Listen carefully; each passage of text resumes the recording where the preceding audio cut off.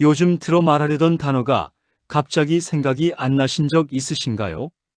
분명히 알고 있는 단어인데 입 앞에서 딱 막혀버리는 그 순간 그냥 피곤해서 그러려니 하고 넘기셨나요? 아니면 방금 전에 어디다 물건을 뒀는지 기억이 나지 않아서 방 안을 한참 헤맨 적은요? 계단을 오르다가 갑자기 다리에 힘이 쭉 빠지면서 난간을 잡아야 했던 경험은 없으셨나요? 저는 이런 증상들을 그냥 나이 탓이라고 웃어넘기시는 분들을 볼 때마다 가슴이 철렁 내려앉습니다. 25년간 뇌혈관 변화를 연구해온 박사 박서준입니다. 현장에서 수천 명의 사례를 직접 들여다보면서 제가 깨달은 건 딱 하나였습니다. 작은 신호를 무시한 분들 중 상당수가 몇 달 뒤, 길게는 1년도 안 돼서 큰 고비를 겪으셨다는 사실이었습니다. 뇌혈관은 어느 날 갑자기 막히는 게 아닙니다. 매일 조금씩 아주 천천히 좁아지고 굳어지다가 어느 임계점을 넘는 순간 한꺼번에 문제가 터지는 겁니다. 그 임계점이 언제인지 우리는 아무도 모릅니다. 그래서 지금 이 순간이 중요한 겁니다. 오늘 제가 여러분께 말씀드릴 내용은 혈관이 더 막히기 전에 반드시 챙겨야 할 가루 음식 3가지입니다. 특별한 재료가 아닙니다. 시장이나 마트에서 쉽게 구할 수 있고 가격도 부담스럽지 않은 것들입니다. 그런데 이걸 꾸준히 드시느냐, 드시지 않느냐에 따라 혈관의 미래가 달라질 수 있다는 걸 25년간의 연구가 보여주고 있습니다. 오늘 영상을 다 보신 뒤에는 내일 아침부터 바로 실천하실 수 있습니다. 어렵지 않습니다. 복잡하지도 않습니다. 단지 작은 습관 하나를 추가하는 것만으로도 여러분의 혈관 건강이 달라질 수 있다는 걸 오늘 함께 확인해 보시겠습니다. 얼마 전 69세 이정우님이 상담을 요청해 오셨습니다. 처음에는 그냥 피곤한가 보다 생각했다고 하셨는데 증상이 한두 달 이상 계속되니까 걱정이 되기 시작하셨다고요. 최근 들어 자꾸 단어가 떠오르지 않고 아침에 일어나면 한쪽 다리가 묵직하게 눌린 것처럼 느껴진다고 하셨습니다.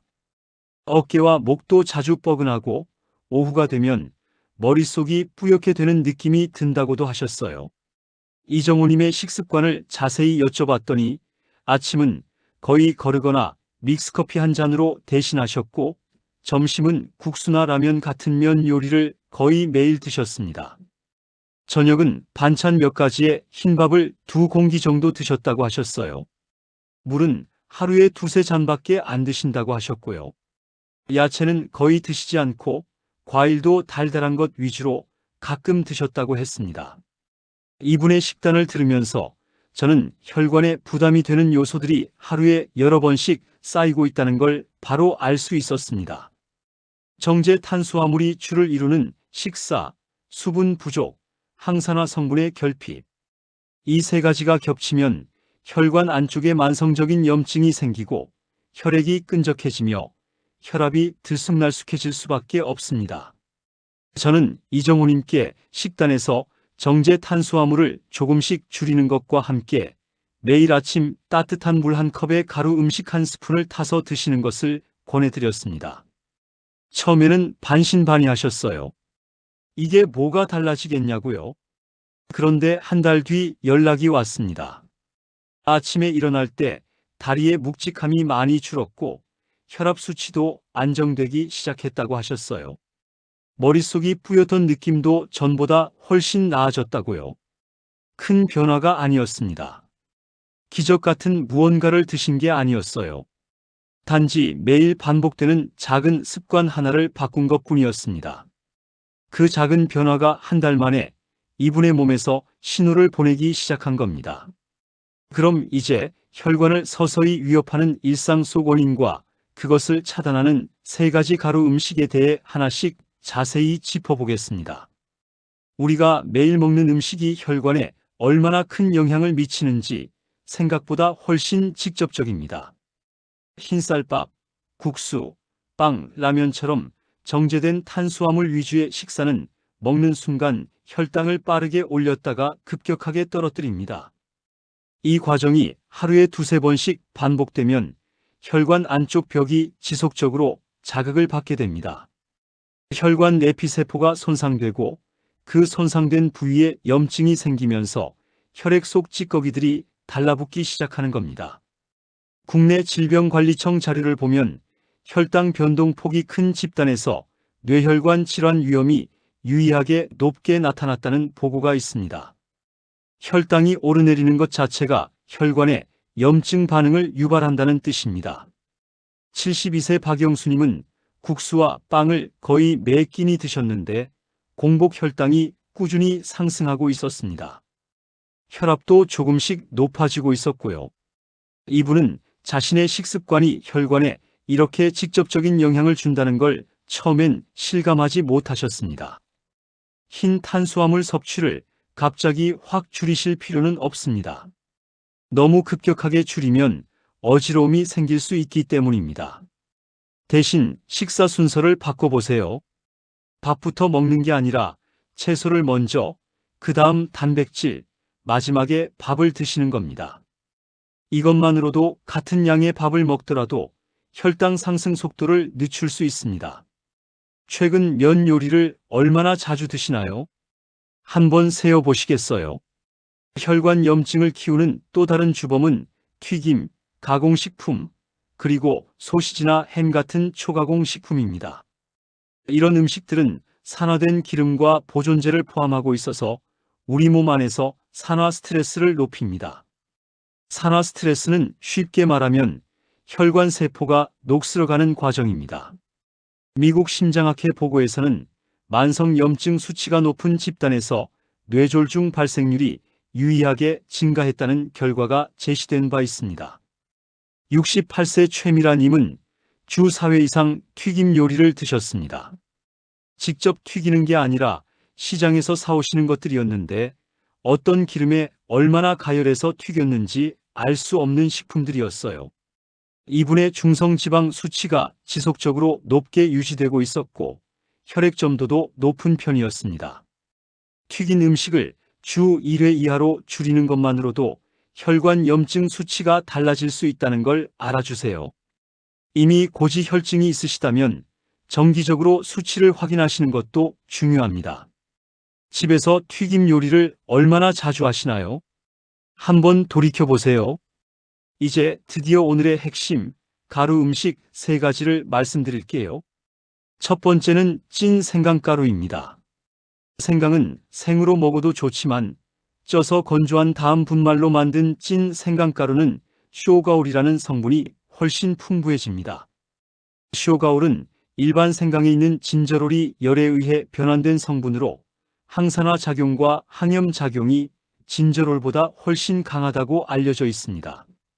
대한영양학회 발표 자료에서 생강 성분이 염증 지표 감소에 도움을 줄 수 있다는 연구 결과가 보고된 바 있습니다.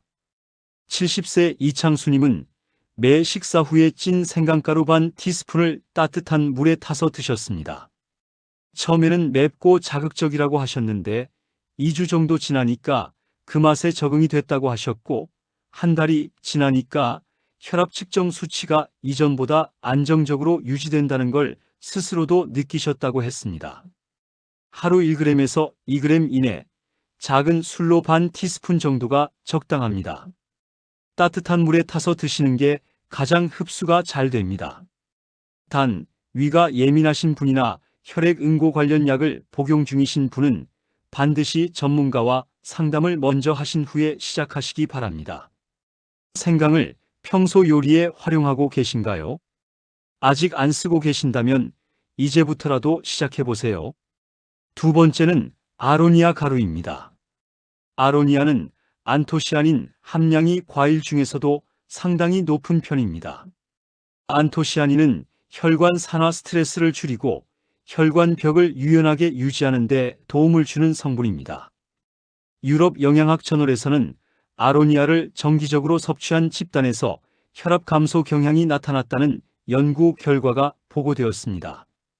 혈관을 보호하는 항산화 성분이 이렇게 작은 열매 하나에 이렇게 집중되어 있다는 게 놀랍죠.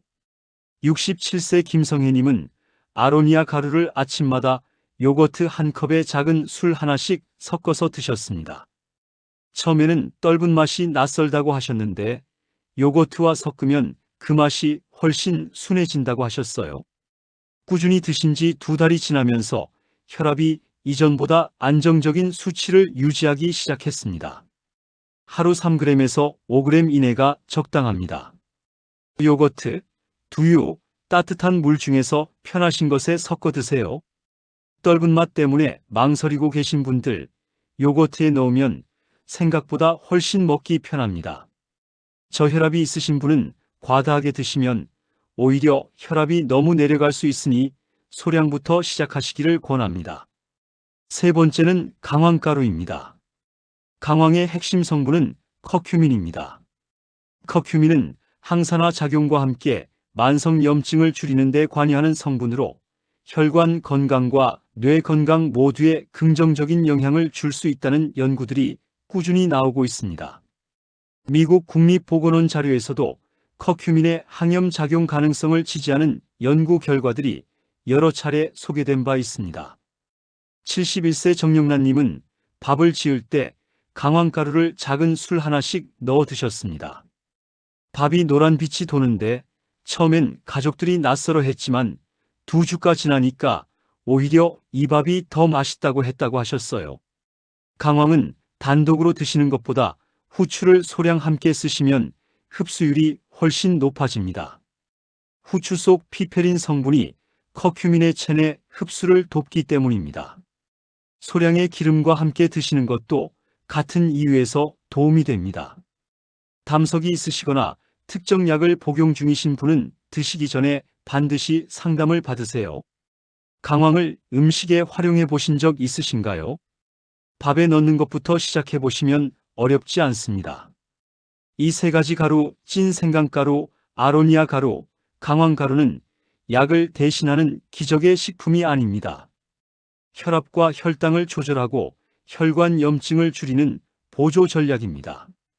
꾸준히 매일 소량씩 드시는 것이 핵심입니다. 그럼 이제 이 세 가지를 어떻게 하면 지치지 않고 꾸준히 습관으로 만들 수 있는지 정리해 보겠습니다. 좋은 식품을 알게 됐다고 해서 바로 습관이 되는 건 아닙니다.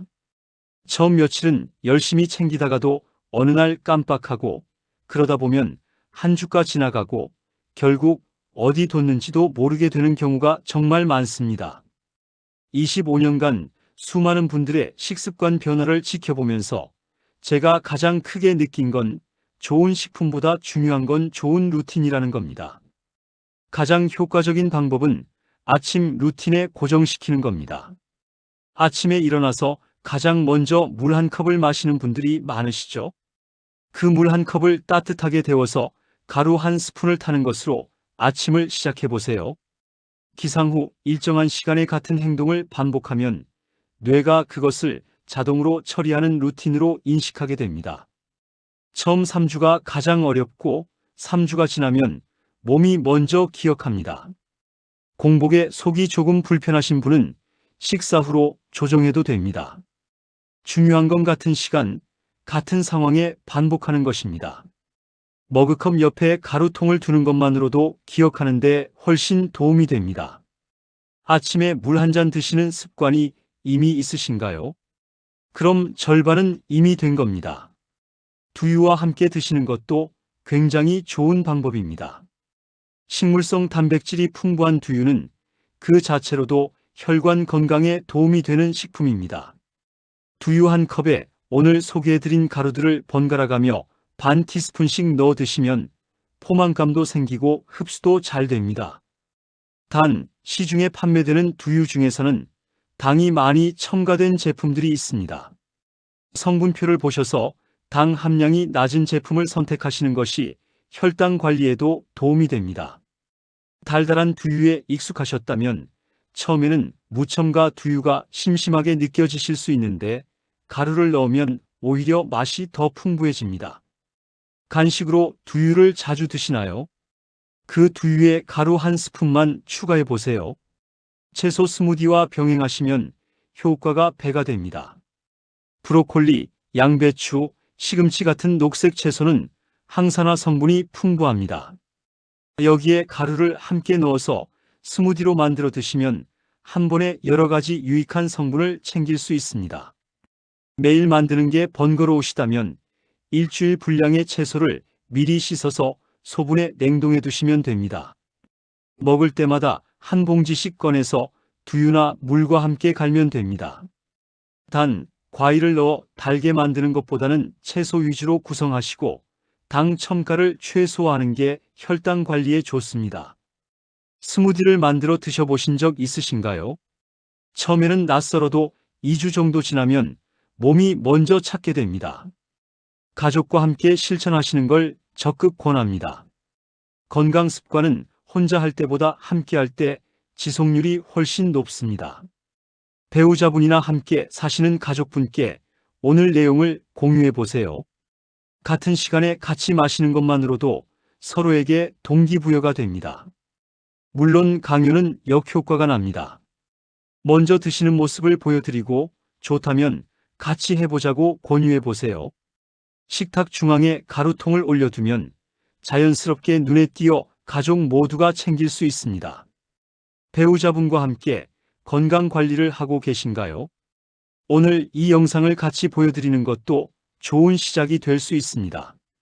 눈에 잘 보이는 위치에 두는 것.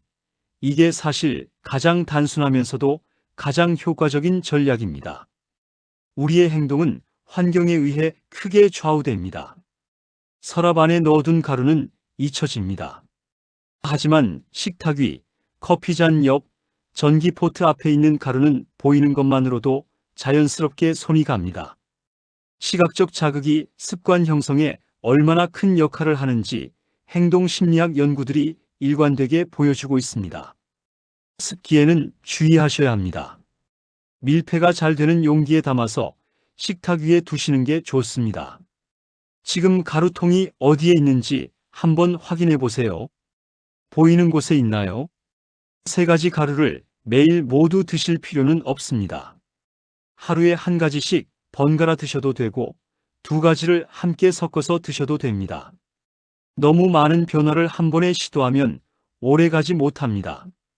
가장 마음에 드는 것 하나부터 시작하세요. 그 하나가 자리를 잡으면 그때 하나를 더 추가하시면 됩니다.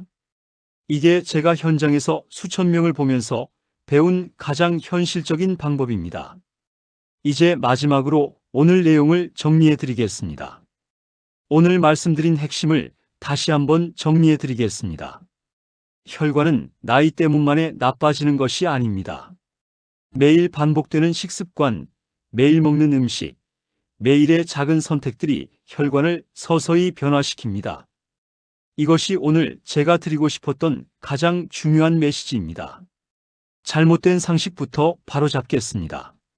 많은 분들이 혈관 문제는 한 번 막히면 그냥 끝이라고 생각하십니다. 또는 이미 나빠진 혈관은 어쩔 수 없다고 포기하시는 분들도 있어요. 하지만 혈관은 생각보다 회복 가능성이 있는 기관입니다.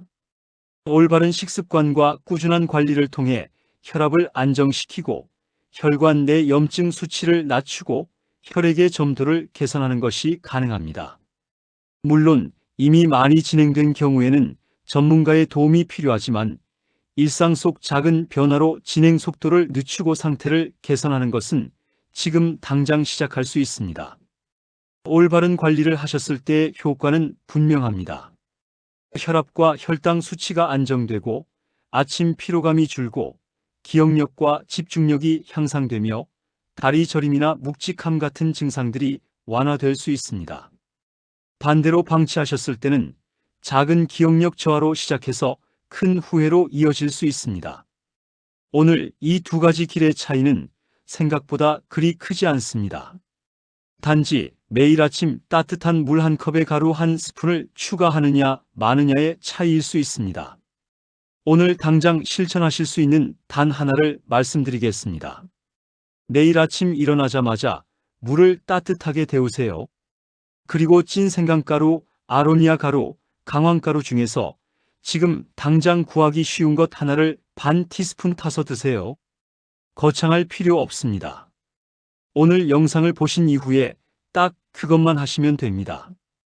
가루를 아직 갖고 계시지 않다면 오늘 마트나 인터넷에서 한 가지만 주문해 보세요. 시작은 작을수록 오래 갑니다.